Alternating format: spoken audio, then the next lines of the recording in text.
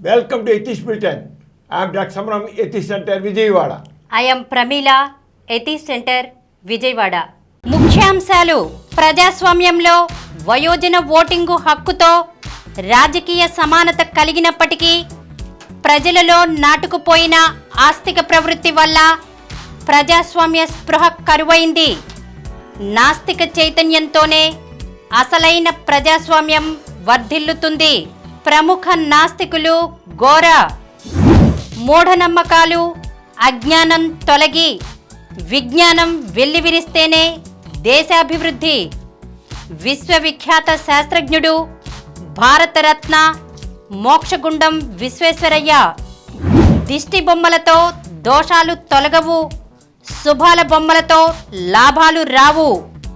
ఇవన్నీ మనుషులని సెంటిమెంట్ల ఫూల్స్ని చేయడానికే పనికి వస్తాయి.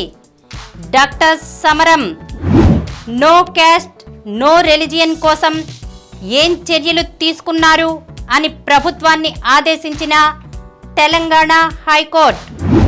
నాస్తికోద్యమ నిర్మాత తత్వవేత్త శ్రీ ఘోర ఆంగ్లంలో రచించిన పాజిటివ్ ఎథిజం తెలుగు అనువాదం పుస్తకాన్ని ఆవిష్కరించిన ఎన్టీఆర్ జిల్లా కలెక్టర్ శ్రీ దిల్లీరావు ఐఏఎస్.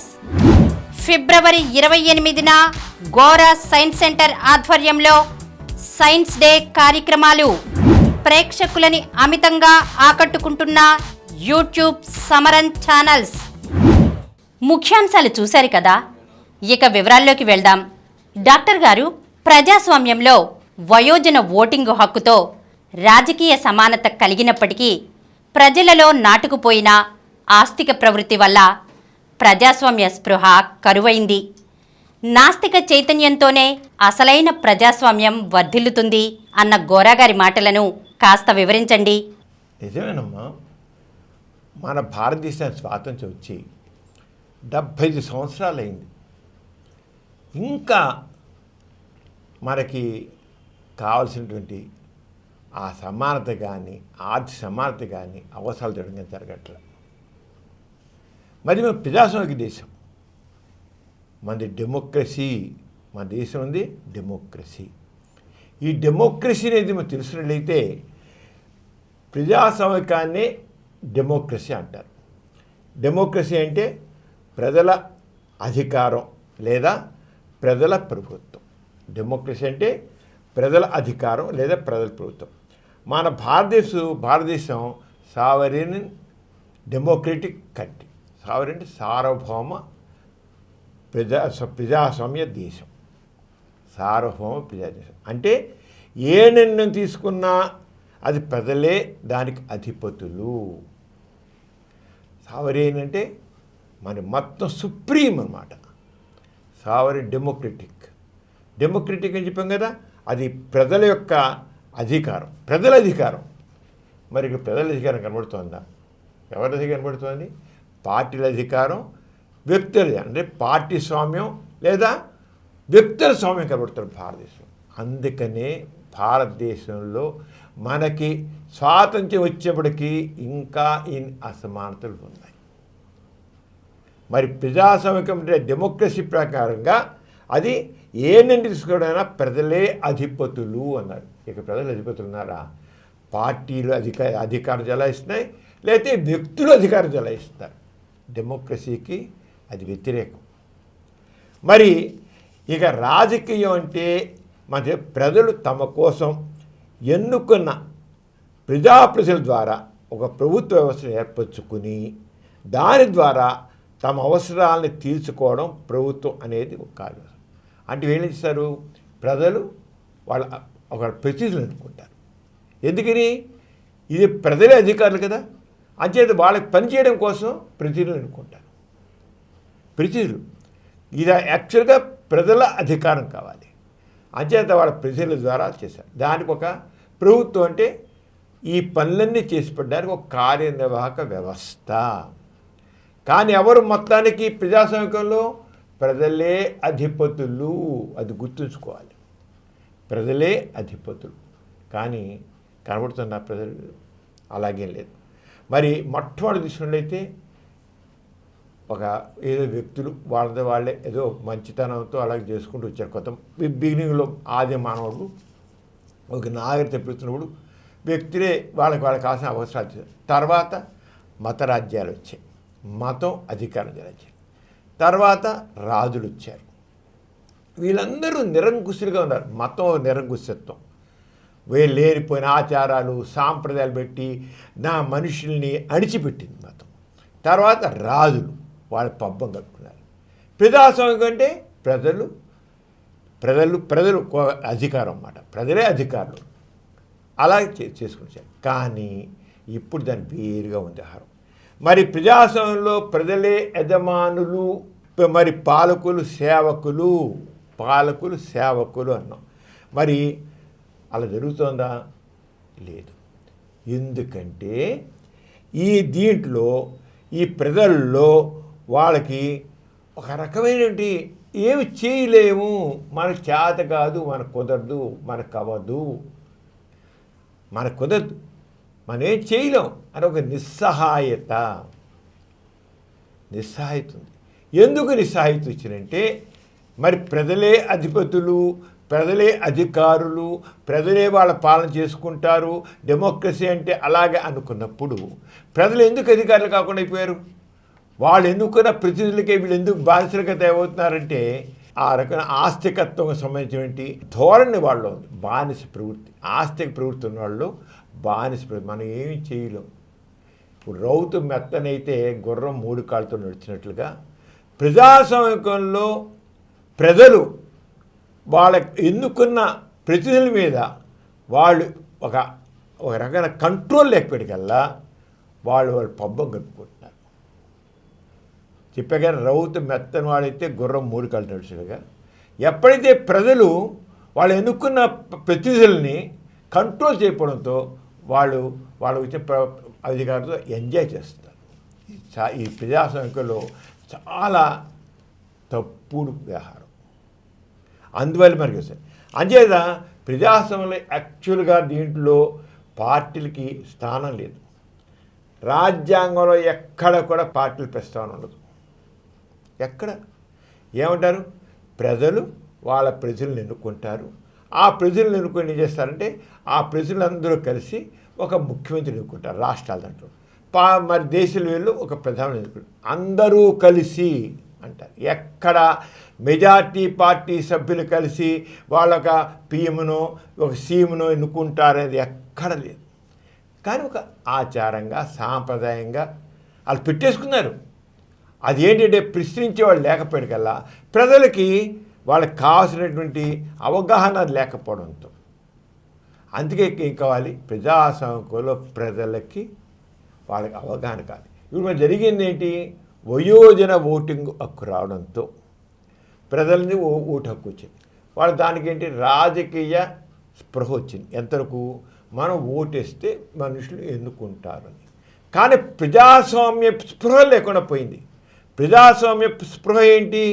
మనం ఎన్నుకున్న ప్రజల్ని చేత మనం పని చేయించుకోవాలి. ప్రజాస్వామ్యంలో మనం యజమానులం, మనం ఎన్నుకున్న వాళ్ళు మనకి సేవకులు అనే కావాలి. ఇక రాజకీయాల్లో ఏంటి చెప్పారంటే ఈ వయోజన ఓటింగ్తో రాజకీయ సమానత్వం వచ్చింది. రాజకీయ సమానత్వం ఏంటంటే అందరికీ సమానమైన ఓటు హక్కు వచ్చింది, అంతే.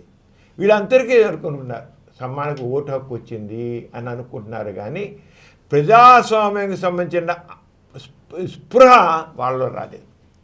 ప్రజాస్వామ్య స్పృహ ఏంటి? ప్రజలే ప్రజాస్వామ్యంలో అధిపతులు, ప్రజలే యజమానులు, ప్రభుత్వంలో ఉన్నవాళ్ళు వాళ్ళకి సేవకులు. అది ఏమిటనేది ఒక మన ప్రజాస్వామ్య స్పృహ అంటాం. ప్రజాస్వామ్య స్పృహ. ఆ ప్రజాస్వామ్య స్పృహ మనకి 75 ఏళ్ళని రాలే మన భారతదేశంలో. రాకపోవడం ఏమవుతుందండి? వీళ్ళు ఇంకా శుభ్రంగా వాళ్ళకి ఏంటి చెప్పారంటే ఈ ఎన్నుకోబడ్డ అధికారులకి అలాగే పార్టీలు కానీ వీళ్ళందరికీ కూడా ప్రజలకి సేవ చేయాలనే భావం కంటే వాళ్ళుగా అధికారంలోకి వచ్చి అధికారాన్ని ఎంజాయ్ చేయాలనే భావం ఉంది. యాక్చువల్గా ఏం కావాలి? ప్రజలు ఎన్నుకున్న ప్రతినిధులకి ప్రజలకి సేవ చేయాలనే భావం కావాలి. ప్రజలకు సేవ చేయమని మనం ఎన్నుకోవడం దేనికి? కానీ ప్రజలు వాళ్ళల్లో ప్రజాస్వామ్య స్పృహ లేకపోవడంతో, వాళ్ళని కంట్రోల్ చేయకపోవడంతో ఈ ఎన్నుకున్న ప్రజాప్రతినిధులు వాళ్ళు వాళ్ళ పబ్బం గడుపుకుంటున్నారు. అదే తప్పు. అంచేది కావాల్సిన ఏంటి? వియోజన ఓటింగ్తో రాజకీయ సమానత్వం వచ్చింది. అంటే అందరూ సమానము. దేంట్లో? ఓటు వేయడానికి ధనవంతులు పేదవాళ్ళని తేడా లేదు, చదువుకున్నాడు చదువుకునే తేడా లేదు, ప్రతి ఒక్కరికి ఓటు హక్కు ఉంది. కేవలం అక్కడ రాజకీయంగా సమానత్వం వచ్చింది. కానీ తక్కిన విషయాల్లో ప్రజాస్వామ్య స్పృహ లేకపోవడం వల్ల, ప్రజాస్వామ్యం అంటే ప్రజాస్వామ్యం ప్రజల చేత ప్రజలకు ప్రజల పాలన అనే స్పృహ లేకపోవడంతో మన భారతదేశంలో కానీ ఇతర దేశాల్లో కానీ వాళ్ళు వాళ్ళకి కావాల్సిన పనులు వాళ్ళు చేయించుకోలేకపోతున్నారు. అది కావాల్సింది ఏంటి?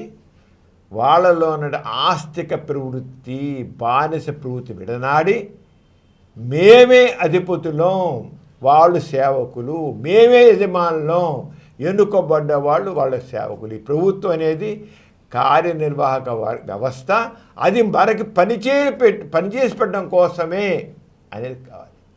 అంచేతండి రాజకీయ స్పృహ ఉంది. మనం ఓట్లు వేసేది వాళ్ళని ఎన్నుకుంటాం అనేది రాజకీయ స్పృహ వచ్చింది, కానీ ప్రజాస్వామ్య స్పృహ లేదు. అదే గొరగా చెప్పింది. ఆ ప్రజాస్వామ్య స్పృహ ఎందుకు లేదంటే వాళ్ళల్లో ఉన్నటువంటి ఆస్తికత్వం ద్వారా, నాటుకుపోయిన ఆస్తి భావాల వల్ల వాళ్ళల్లో ఒక బానిస ప్రవృత్తి ఉంది. మనం ఏం చేయలేం. వాళ్ళందరూ పెద్దవాళ్ళు ఎన్నుకుంది, వీళ్ళ కోసం ఎన్నుకున్నారు. కానీ వాళ్ళు మనం కట్టడి చేయగలమనే భావం వీళ్ళలో లేదు. అందుకనే కావాలి నాస్తికత్వం కోరగలరు.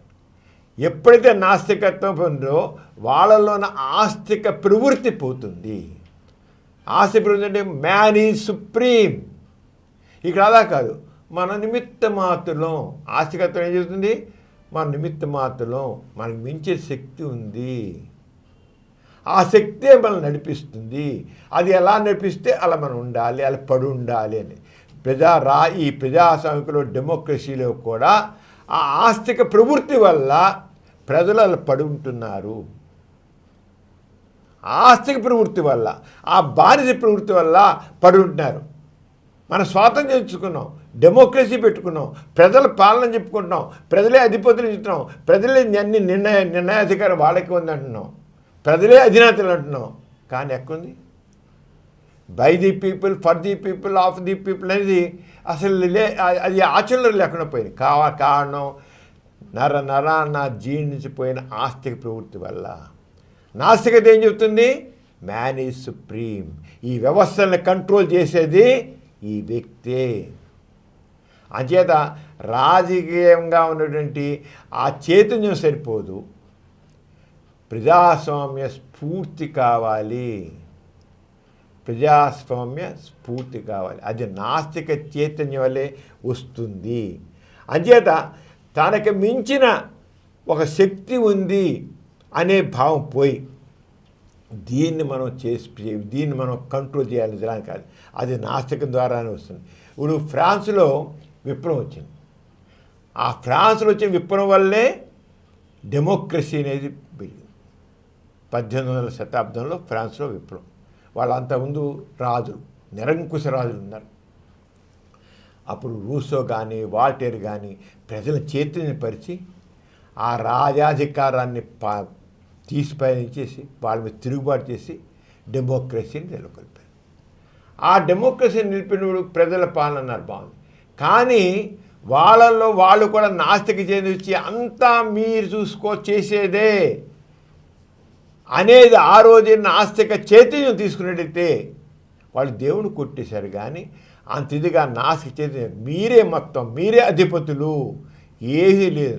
అక్కడేంటి అయిపోయింది? దాంతో మళ్ళీను ఈ ప్రజల్లో ఉన్న ఆస్తిక ప్రవృత్తి వల్ల మళ్ళీ ఈ రాజకీయ పార్టీలకి వాళ్ళు దాసం అయిపోయారు. ఆనాడే రూసో కానీ వాల్టేర్ కానీ నాస్తిక చైతన్యంతో ప్రజల్ని చైతన్యపరిచినట్లయితే, మీరే అధినేతలు అని చెప్పినట్లయితే, అలా చేసినట్లయితే మీలో ఉన్న ఆస్తిక ప్రవృత్తి వెంటాడాలి అనేది గట్టిగా చేసినట్లయితే ప్రపంచంలో ఉన్న డెమోక్రసీ చక్కగా ఉండేది. అలా చేయకుండా అయిపోయింది. అక్కడ అంత ఫ్రెంచ్ విప్లవం వచ్చే కూడా చివరికి మళ్ళీ అక్కడ మళ్ళీ వర్గ నియంత్రితులను వచ్చేసాయి. అంటే ప్రజలు వాళ్ళని కంట్రోల్ చేయలేకపోయారు. అంతే గోరా గారు చెప్పారంటే వీటన్నిటికి వాళ్ళకి నాస్తిక చైతన్యం ముఖ్యం అన్నారు. ఆ నాశం అయితే అదే నాస్తిక చైతన్యం లేకపోతే ఇది అంటే అందరి లక్ష్యం జనరల్గా ప్రజాస్వామ్యంలో అందరి లక్ష్యం ఎన్నుకున్న ప్రజలు అందరి లక్ష్యం కావాలి ప్రజల అవసరాన్ని తీర్చాలి. ప్రజల అవసరాన్ని తీర్చాలి. మనం ఎన్నుకున్నాం పార్టీలుగా పార్టీలు పనికని చెప్పాలి. పార్టీ రహితంగా ఉండాలి. పార్టీలు ఏంటి తప్పసలు ముందుకొని పార్టీ రహిత ప్రజాస్వామ్యం ఆ రోజే పెట్టాల్సింది. ఇప్పటికైనా సరే ఘోరగా చెప్పేదంటే ప్రజాస్వామ్యంలో పార్టీలకు స్థానం ఉండకూడదు. ప్రజలు ఎన్నుకుంటున్నారు. ప్రజలు వాడు పనిచేయడం కోసం ప్రజలు అవసరాలు తీర్చడం కోసం ప్రజలు ఎన్నుకుంటున్నారు. వాళ్ళకి కావాల్సిన ఒక సీఎం అంటే ఒక పెద్ద నాయకుడు ఉండాలి ఎన్నుకుంటారు. వాళ్ళు అక్కడ పార్లమెంట్లో కానీ అసెంబ్లీలో ఉన్న వాళ్ళందరూ కలిసి ప్రజల గురించి మాట్లాడతారు. అదే వాళ్ళు అందరూ కలిసి నిర్ణయాలు తీసుకుంటారు. అలాగే ప్రతినిధులను ఎన్నుకున్నారు కానీ పార్టీ నాయకుల్ని పార్టీ ప్రజలను ఎన్నుకోవడం తప్పు. దానివల్ల ఏమవుతుందంటే నియంతృత్వ ధోరణి వస్తుంది. వాళ్ళు నేనే అధికారంలో ఉండాలి, అధికారి ప్రతిసారి అధికారంలో రావాలని చెప్పి తక్కిన ప్రతిపక్షంలో ఉన్న వాళ్ళు ఇప్పుడు పార్టీ అధికార పార్టీ ప్రతిపక్ష పార్టీ ఎప్పుడు అధికార పార్టీ ప్రతిపక్ష పార్టీ వాళ్ళని తొక్కడమే పని ఎదగకుండా. అరే ప్రజాస్వామ్యం జరిగేది ప్రజలు ప్రజల కోసం ప్రజల ప్రయోజనం చూడడానికి వెళ్ళారు. కానీ ఈ పార్టీ అంటే ఇదంతా వర్గం అంటే ప్రజలు ఊరుకుంటున్నారు. ఎందుకు ఊరుకుంటున్నారు?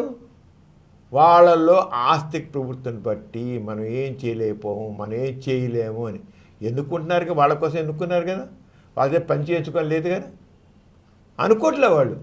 అందుకని ఆస్తిక ప్రవృత్తి పోయి నాస్తిక చైతన్యం వస్తేనే నిజమైన ప్రజాస్వామ్యం వస్తుంది.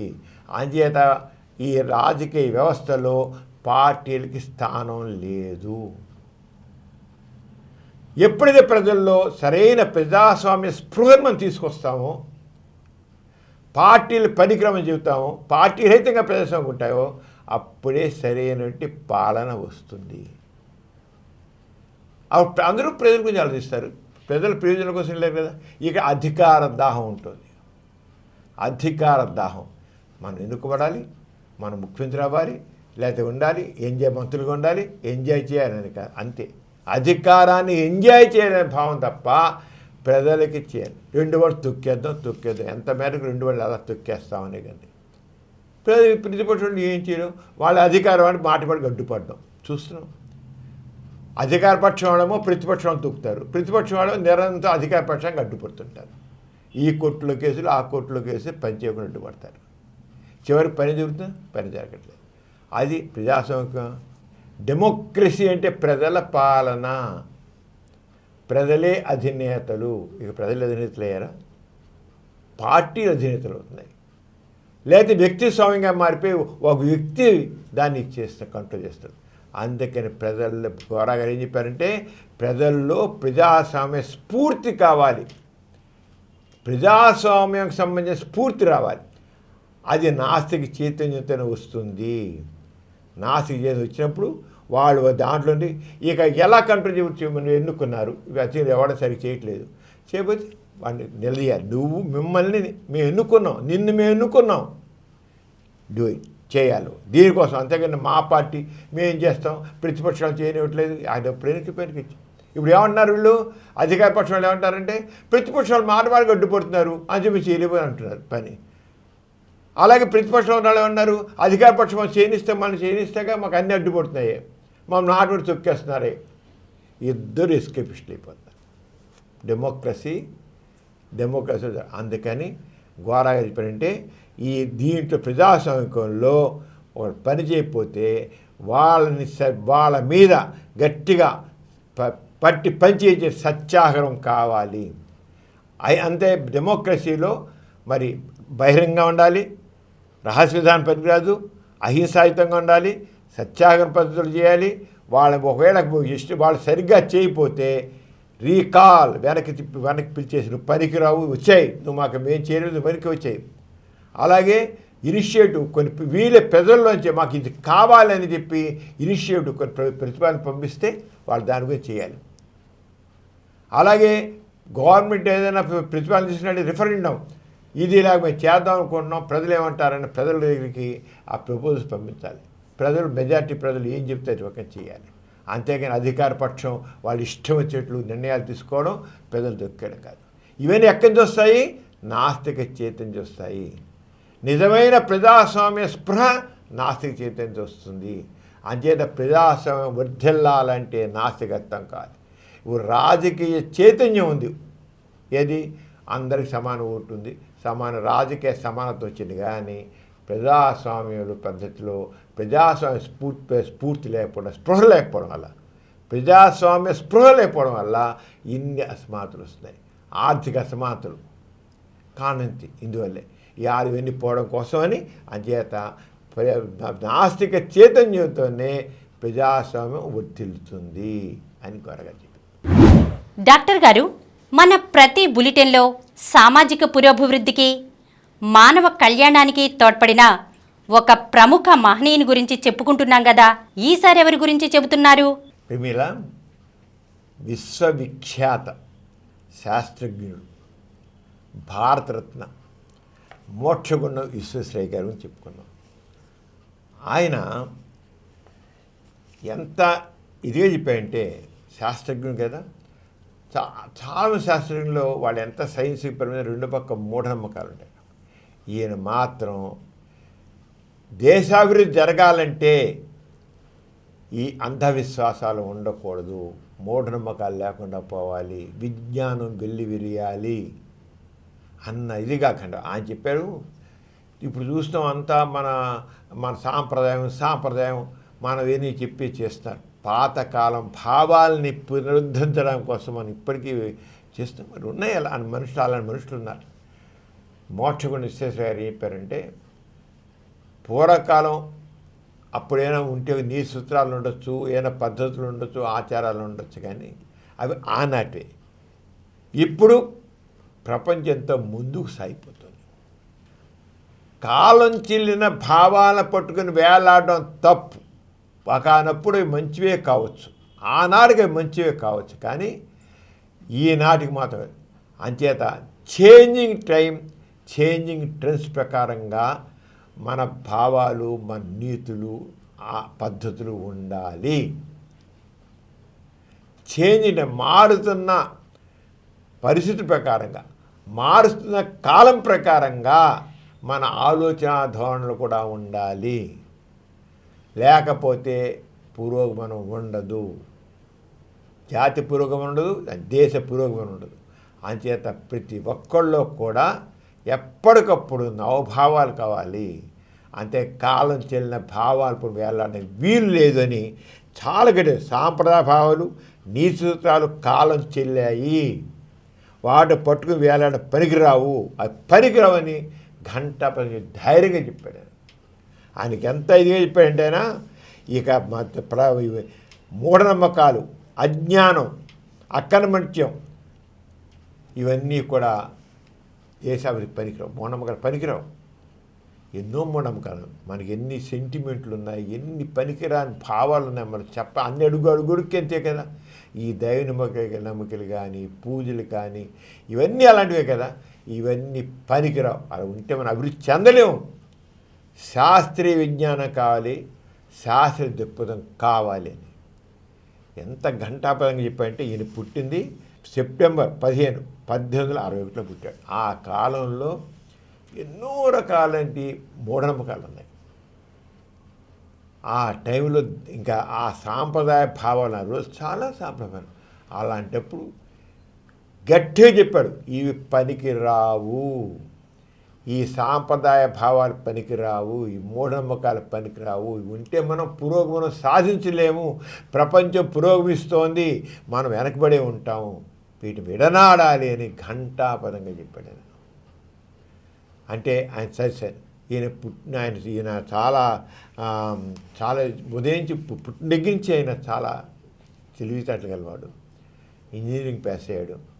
ఇంజనీరింగ్ పాస్ అయిన తర్వాత అక్కడి నుంచి పూనా ఇంజనీరింగ్ కాలేజీలో అత్యంత ప్రతిభావంతుడు విద్యార్థిగా గుర్తింపు పొందాడు ఆయన. ఆయన తర్వాత రకరకాల చోట్ల ఉద్యోగాలు చేశాడు. అలాగే జాతీయ ఉద్యమం అంటే కూడా అప్పుడు మనకి స్వాతంత్ర ఉద్యమం వస్తుంది కనుక ఆ స్వాతంత్ర ఉద్యమంలో కూడా ఆయన చాలా ప్రభావితం అయ్యాడు. ఎంత సైంటిస్ట్ అయినా ప్రభావితం అయ్యి అప్పుడు ఆ టైంలో ఆయన రానడే, తిలక్, గోఖలే, గాంధీ వీళ్ళందరితో కలిసి మాట్లాడాడు. మన దేశ స్వాతంత్ర్యం కావాలి, మనం ఇలా ఉన్నా వీలేదు, ఈ బానిస ప్రభుత్వం పనికిరాదు మనకి. మనం తప్పకుండా మనం స్వతంత్రంగా ఉండాలి, స్వతంత్ర భావాలు కావాలి, అభ్యుదయ భావాలు కావాలి అని చెప్పి ఘంటాపదంగా చెప్పిన వ్యక్తి ఆయన. ఇంజనీర్ అయ్యుండి, ఒక సైంటిస్ట్ అయ్యుండి ఆయన అంత ఇదిగా ఘంటామని చెప్పాడు. అలాగే ఆయన సెక్యులరిజం కావాలి, ఈ మత అభిప్రాయాలు, మత సాంప్రదాయాలు పనికి రావు, సెక్యులరిజం కావాలి ఆ విధంగా. అంతేగాని మతం ఈ మతం ఆ మత సాంప్రదాయాలు ఇవన్నీ సెక్యులరిస్ట్ ఉండాలి. అంతేగాని ఓ ప్రభుత్వమే కానీ, ఓ మనుషులే కానీ, ఒక వ్యవస్థని కానీ మొత్తం ప్రాతినిధ్యంగా ఉండడానికి వీలు లేదు. సెక్యులర్గా ఉండాలి. శాస్త్ర దృష్టి కావాలి, జాతీయ దృష్టి కావాలి. అప్పుడే మనలోని శక్తి సామర్థ్యాలు బయటకు వస్తాయి. అంటే ఎంత స్పష్టంగా చెప్పారు. అలాగైనా మైసూర్ యూనివర్సిటీ స్థాపించినప్పుడు కావేరీ నదిపై కృష్ణాసాగర్ డ్యామ్ నిర్మించి ఎలక్ట్రిసిటీ, వ్యవసాయ వృత్తితో గ్రామాల రూపురేఖలు మార్చేశారు. అంటే మనం వ్యవసాయాన్ని అభివృద్ధి చేసుకోవాలి, పరిశ్రమ అభివృద్ధి చేసుకోవాలి. అంతే ఏదో మామూలు కాదు. పారిశ్రామిక ప్రగతి దేశ ప్రగతికి మూలం. అలాగే వ్యవసాయానికి దేశానికి తగ్గట్టుగా మనం తక్కిన డ్యాములు కానీ నిర్మించుకోవాలి. అంతకు ఏదో పాత పద్ధతిలో ఉన్న కాదు, అంచేదాకా చేశామన్నమాట. అలాగే శాస్త్రీయ విద్యా విధానం కావాలి. అలాగే మౌఢ్యం తిరిగిపోవాలి. సైన్స్ పరిశోధనకు ఇండియన్ ఇన్స్టిట్యూట్ ఆఫ్ సైన్స్ అని ప్రారంభించాడు ఆయన. ఆ రంగా ఆయన చాలా చేశాడు. అలాగే ఆయన ఎట్లానే దేశాభివృద్ధికి మూఢనమ్మకాలు పనికిరావు, మూఢనమ్మకాలలో మనం ప్రగతి సాధించలేము అని ఆయన. అలాగే కుటుంబాన్ని తప్పుడు ఒకటి 10 మంది పిల్లలు కొంటుండేవారు, 10 మంది 10 మంది.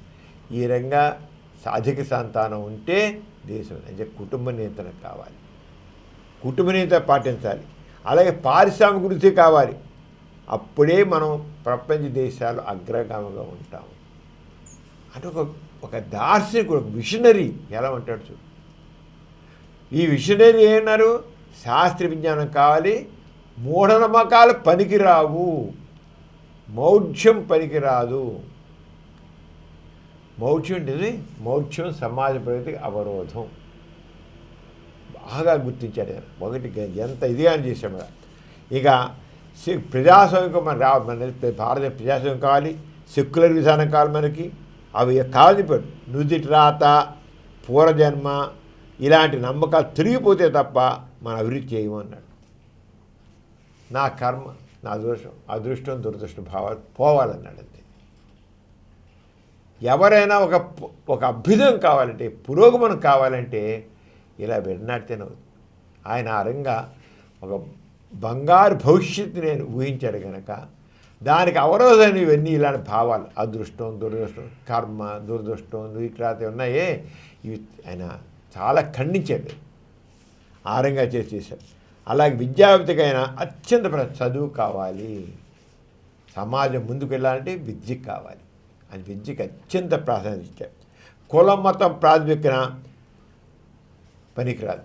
ఏదైనా ఏ పథకాలుగైనా కులం, మతం ప్రాతిపదిక చేయడం వీలేదు. సెక్యులరిజం ప్రాతిపదికగానే ఏదైనా చేస్తారు. అప్పుడే సమానత్వం వస్తుంది. సమానం లేకపోతే మనుషులు కుట్టుకు చస్తుంటారు. అంటే సెక్యులరిజం ప్రాతిపదించాలి. అలాగే భారత పౌరులందరూ కూడా సెక్యులరిస్టులుగానే ఉండాలి. అంటే మత ప్రమేయం లేకుండా అసలు నాన్ రిలీజియస్గా ఉండాలి ప్రజలు నాన్ రిలీజియస్గా. మతం అనేది ఎవరి ఇష్టం ఉంటే వ్యక్తిగత పెట్టాలి, కానీ మతావలంబులుగా మతం ఉండడానికి వీలు లేదు. ఆయన ఎలా ప్రపంచం అంతా తిరిగి ఎలాగ చెప్పుకుంటూ వచ్చాడు. ఆయన 1955లో భారతది ఇచ్చారు. 1960లో ఆయన శతజయంతి జరిగింది. 1960 ఆ శతజయంతి కూడా చూసుకున్నాను. 100 ఏళ్ళు బతికాడు ఆయన.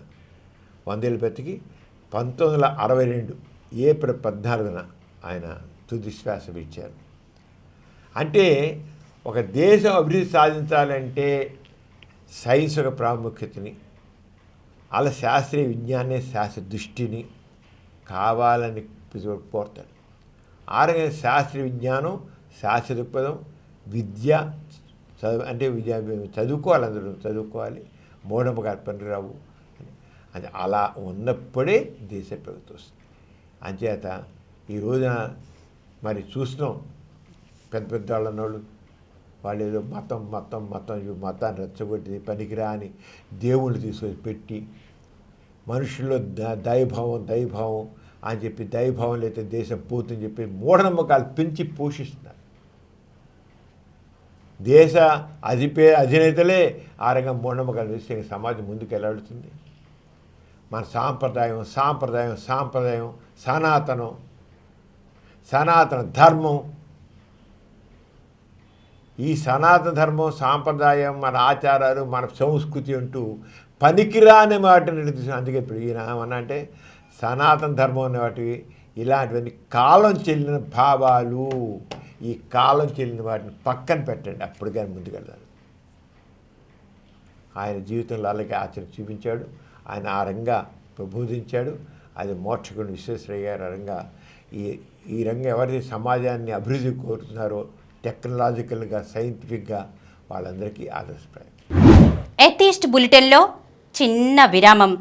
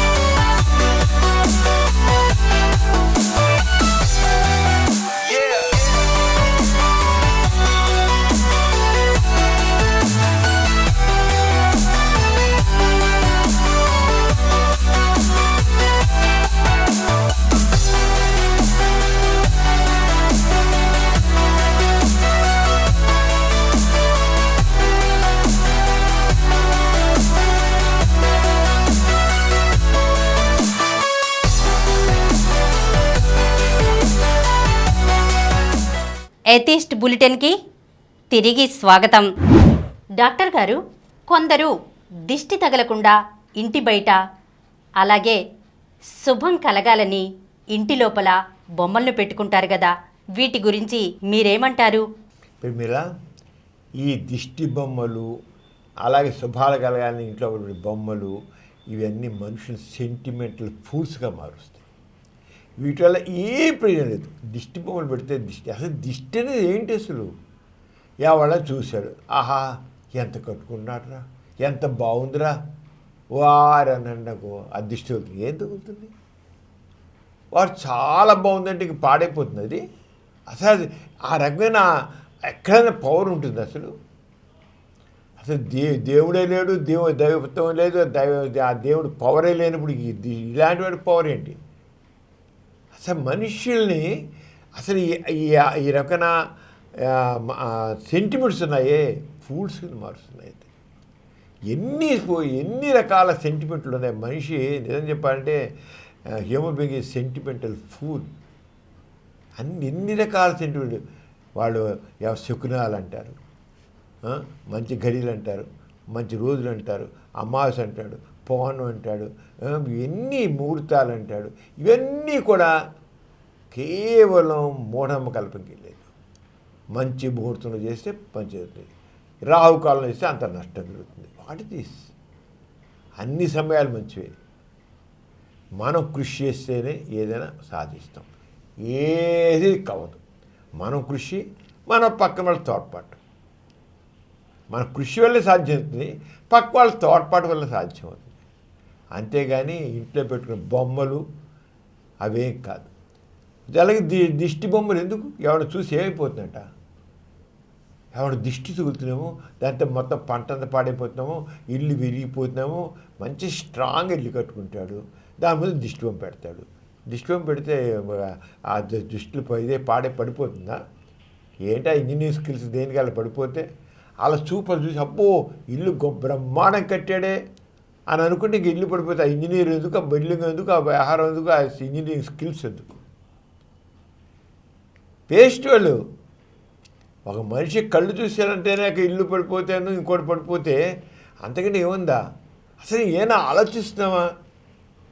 ఏమనిసా మూర్ఖది. నిజంగానే ఈ నమ్మకాలన్నీ కూడా మనుషుల్ని పనికిరాకుండా చేసేవి ఎన్ని ఉన్నాయి అసలు. చేసే మన ఇళ్లలో, కొన్ని ఇళ్లలో ఎలా అయితే బయట దిష్టి బొమ్మలు పెడతారో, ఇళ్లలో లాఫింగ్ బుద్ధ అని బొమ్మ పెడతారు. ఇంత పొట్ట పెట్టి నవ్వుతాడు బుద్ధుడు.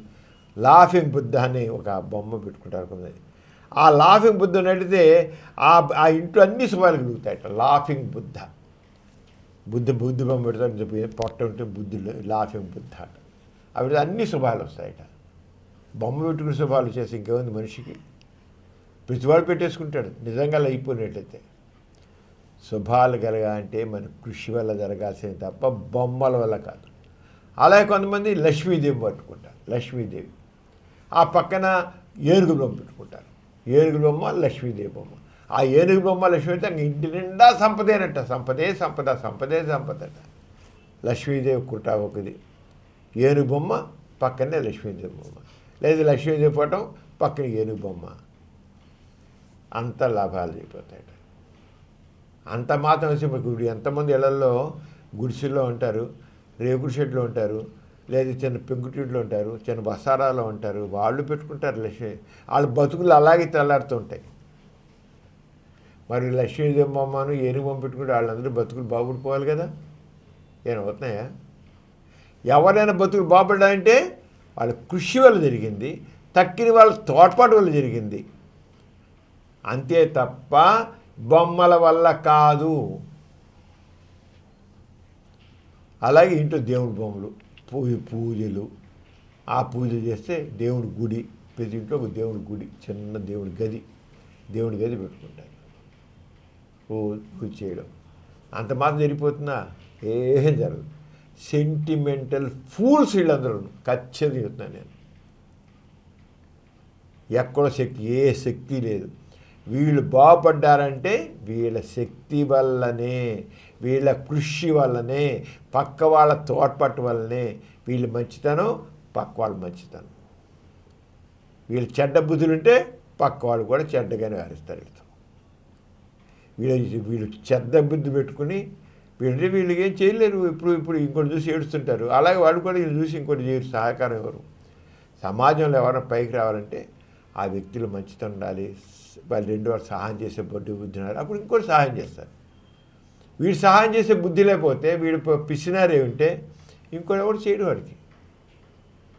అంచేత ఈ శుభాలు అనేది ఇంట్లో పెట్టుకుని ఏదో లాఫింగ్ బుద్ధానో, లక్ష్మీదేవి పటమనో, ఇంకోటి దేవుడి పటమనో, ఒకటి దేవుని గదనో, పూజా మందిరమనో, ఇవన్నీ ఏం చెప్పాలి? ఇంకా వీళ్ళందరూ బుర్రలు లేకుండా మూర్ఖుల యొక్క వ్యవహారాలు అన్నీ. అంతకనికి ఏం లేదు. దీనివల్ల ఏమనకూడదు.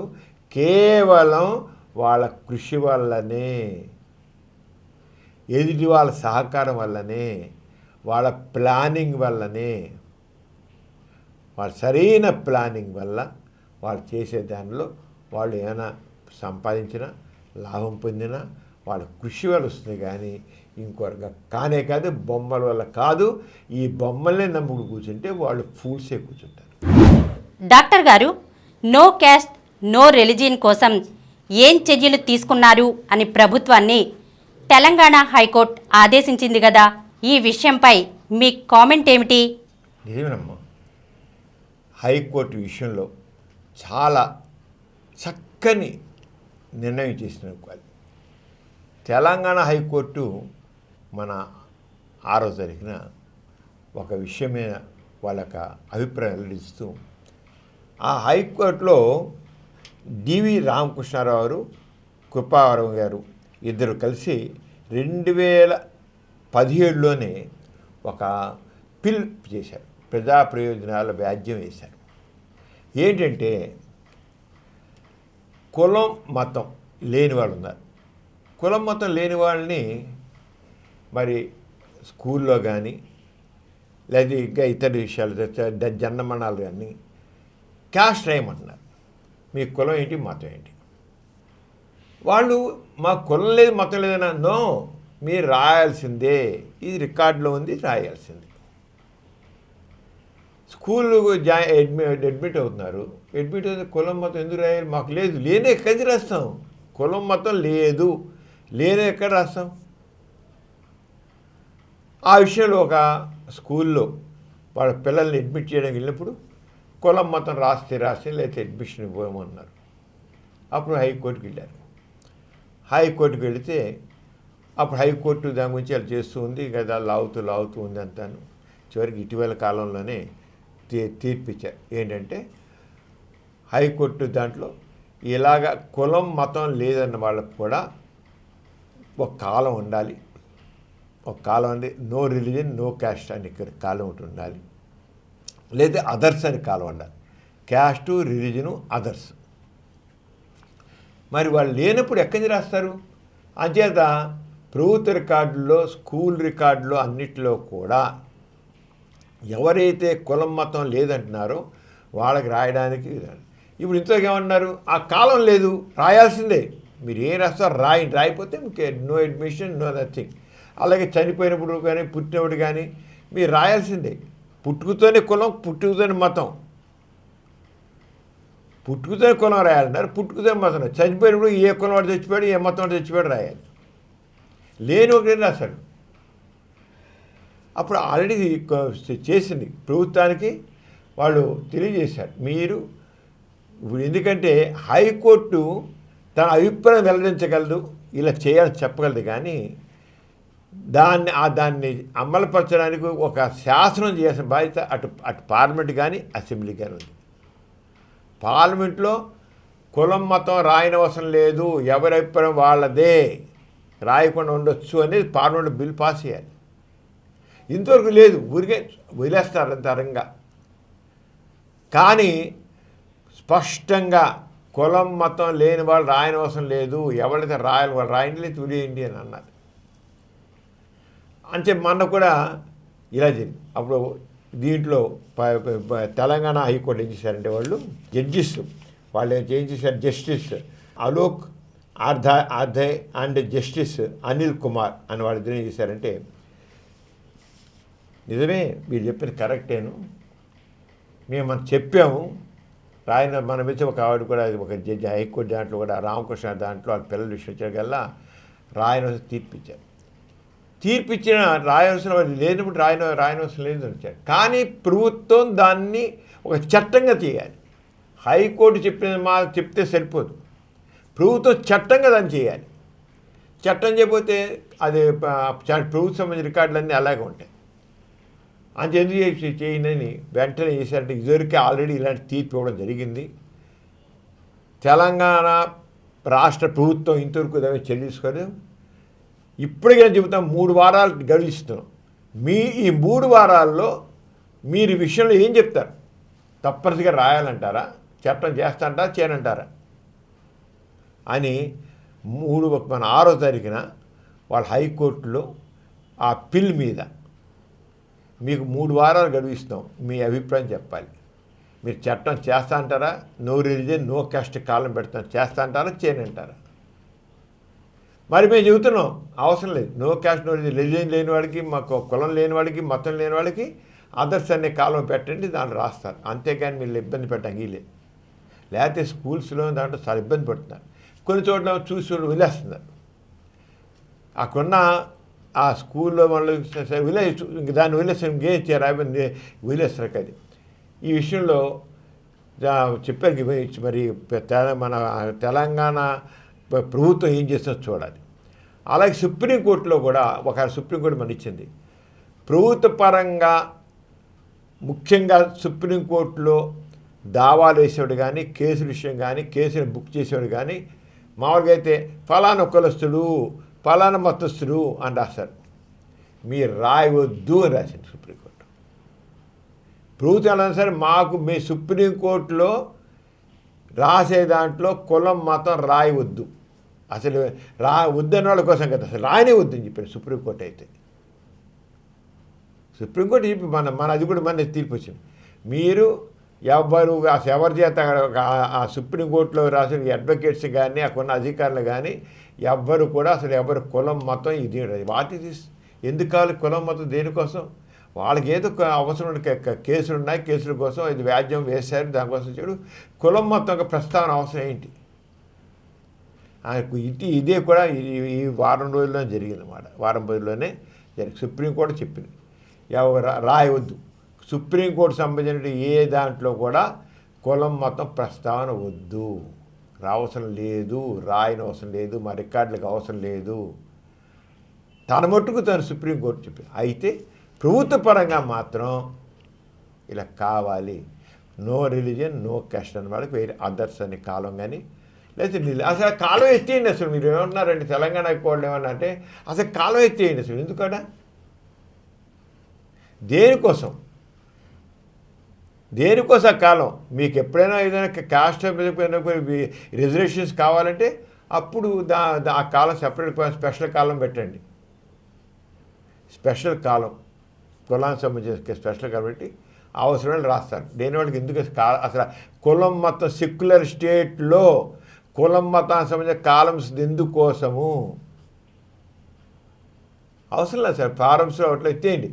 మీరే కాంటే ఒక స్పెషల్ కాలం అంటారు, దాంట్లో కులం గురించి మతం గురించి రాసుకున్న అవసరమైన వాళ్ళు. లేకపోతే మన భారతదేశంలో ఈ కులం మతం దాన్ని బలవంతంగా కూడా రుద్ది లేని వాళ్ళు కూడా రాయించే వాళ్ళ చేత బలవంతంగా ఏదో రాయించేసి లేదా వాళ్ళు ఇష్టం రాసేసి జరుగుతున్న పరిస్థితి ఉంది.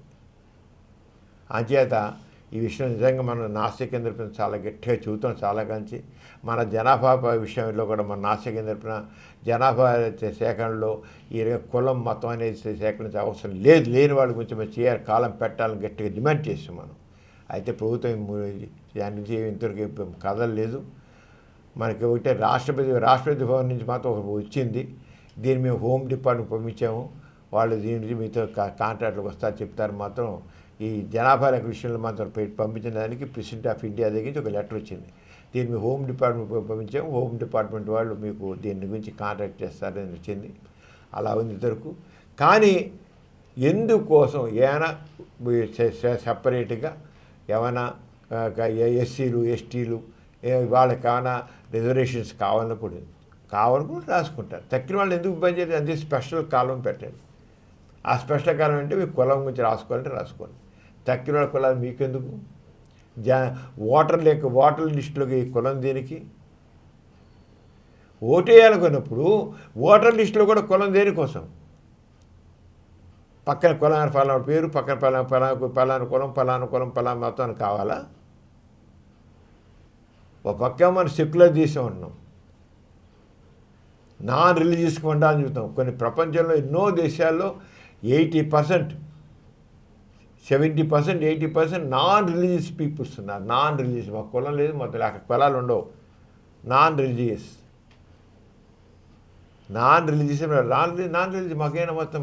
మాకేం మతం లేదు. మేము ఏ జాతికి చెందాం, ఎక్కువ ఏ మతానికి చెందాం. నాన్ రిలీజియస్ పీపుల్ 70%, 80%, 50%, 80% దాకా ఉన్నారు. ఎవరో ఓల్డ్ పీపుల్ మా ఫలానా మతం చెప్పుకునే వాళ్ళు తప్ప నాన్ రిలీజియస్ ఎన్నో దేశాలు ఉన్నాయి. అలాగే స్వీడన్ కానీ ఇవన్నీ కూడా నాన్ రిలీజియస్.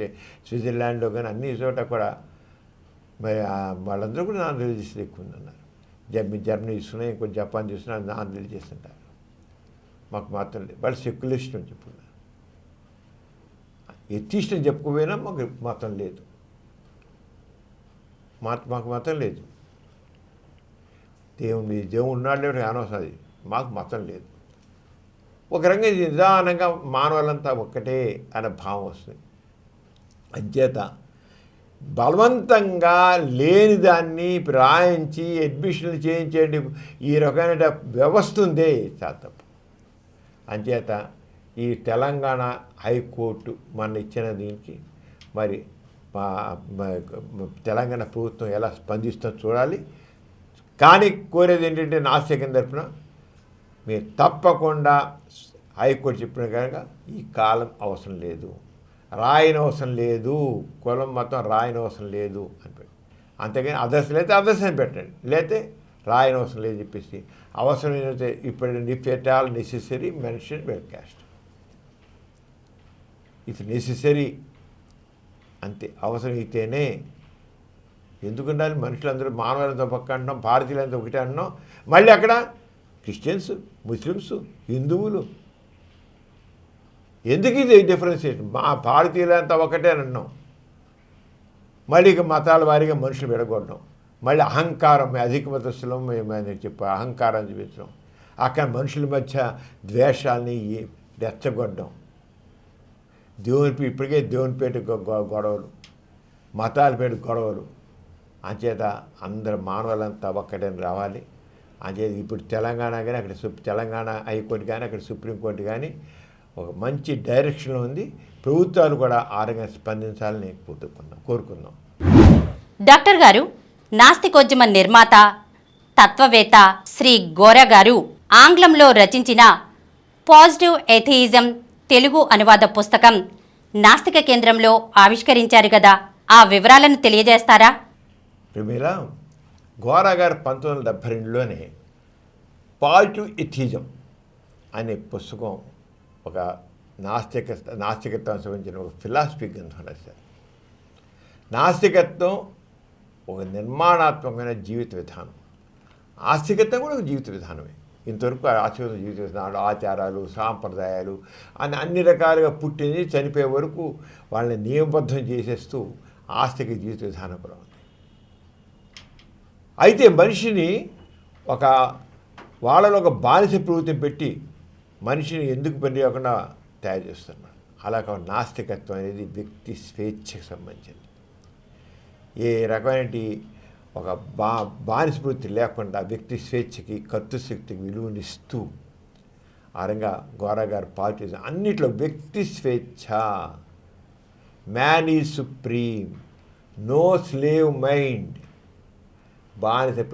బానిస అన్నవాడు ఎవడు కూడా ముందుకు వెళ్ళలేడు, సమానతం స్థాపించలేడు, దాసం అవుతాడు. వాడు ఒక రకమైన వాళ్ళ కర్తృశక్తి కుంటు పడుతుంది. బానిస మన కర్తృశక్తి ఉంటేనే మనం ముందుకు వెళతాం.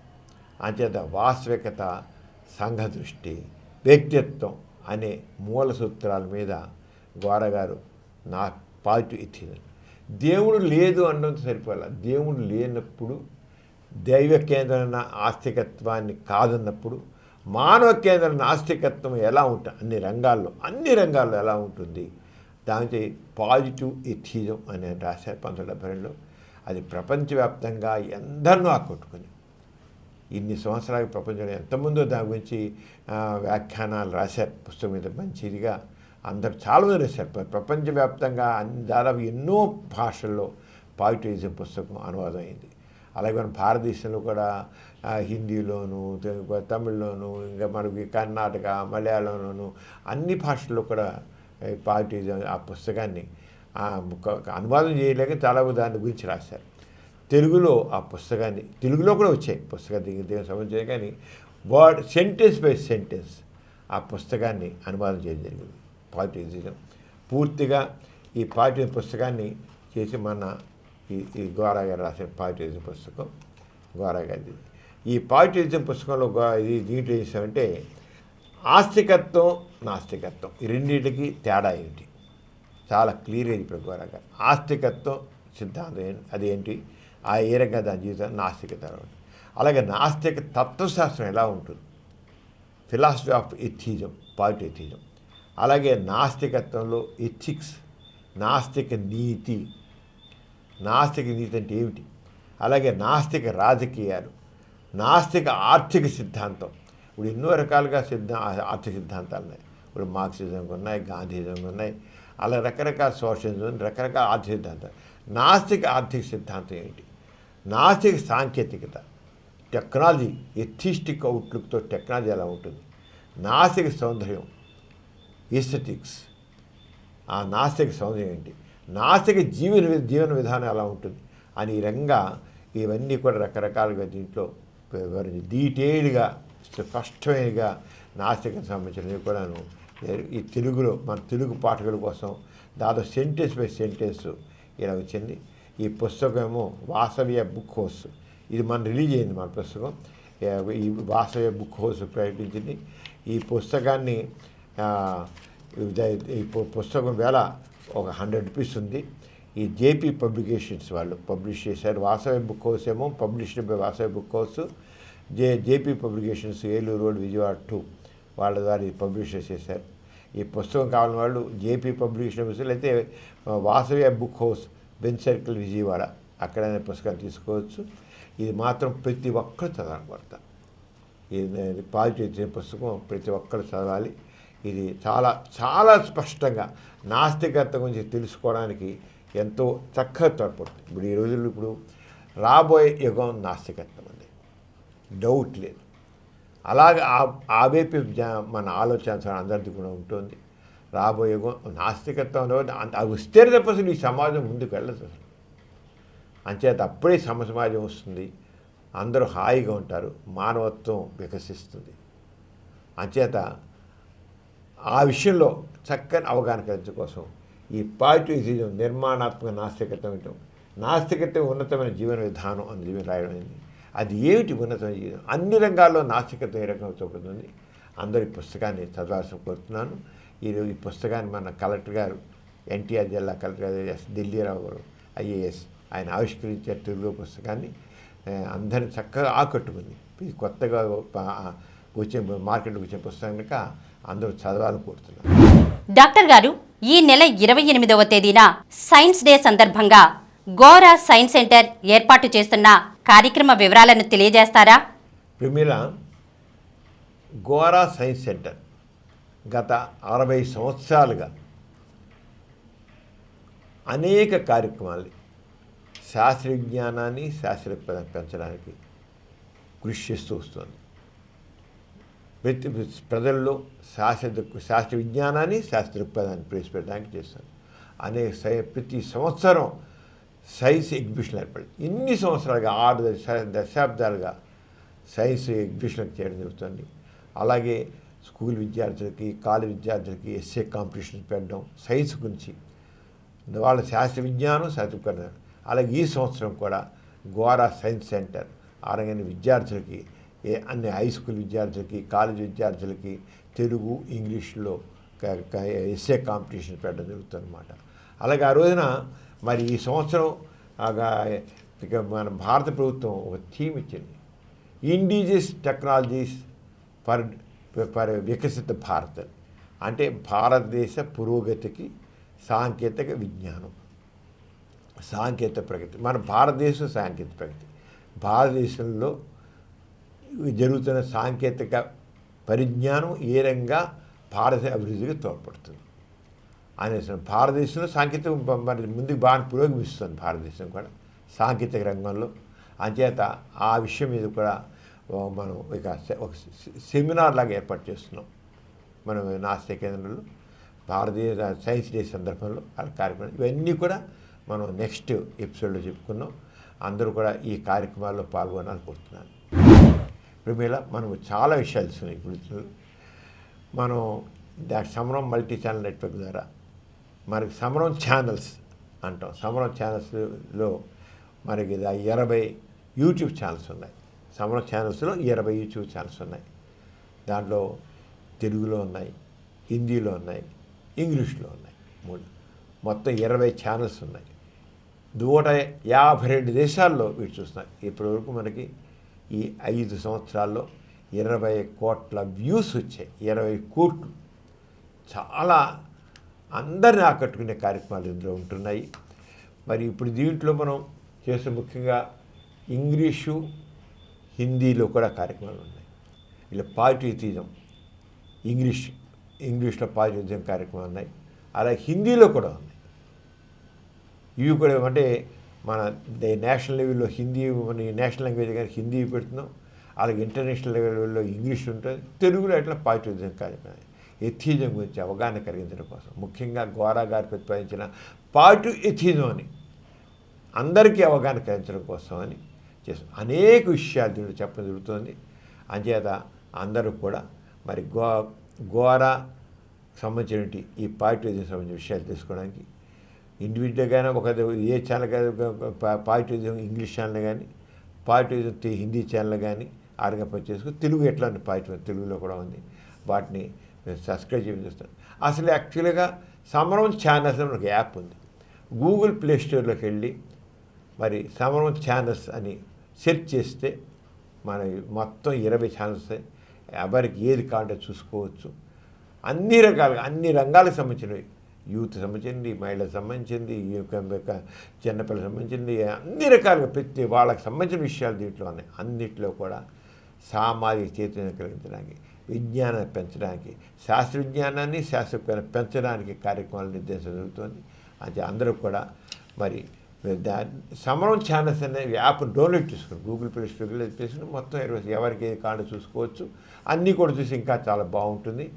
లేదా ఇప్పుడు చెప్తే హిందీలో ఉన్నటువంటి positivism Hindi channel, positivism Telugu channel, ఆ రెండు కూడా చూసి చూడాలని కోరుతున్నాం. మరి ఈ రంగా ఇంతగా చక్కగా ఈ కార్యక్రమాలని మరి ఆదరిస్తున్న ప్రేక్షక మహాశులందరికీ ధన్యవాదాలు తెలియజేస్తున్నాను. మరి వచ్చే ఎపిసోడ్లో మళ్ళీ కలుసుకున్నాం. అంతవరకు అందరూ జై ఇన్సాన్. జై ఇన్సాన్. ఈ కార్యక్రమం మీకు ఎంతో నచ్చింది కదా. ఇటువంటి మరిన్ని వీడియోల కోసం అనతి కాలంలోనే 20 కోట్ల వ్యూస్ సాధించిన డాక్టర్ సమరం మల్టీ ఛానల్ నెట్వర్క్ సమర్పించు ఎథిస్ట్ బులెటిన్ ఛానల్కు సబ్స్క్రైబ్ చేయండి, లైక్ చేయండి, మీ ఫ్రెండ్స్కి షేర్ చేయండి. అలాగే ప్రక్కనున్న గంట సింబల్ని ప్రెస్ చేయడం మర్చిపోకండి.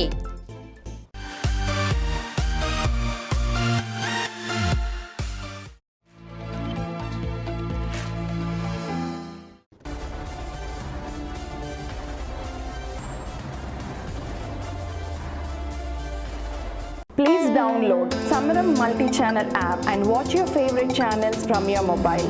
App available on Google Play Store and subscribe to the channels.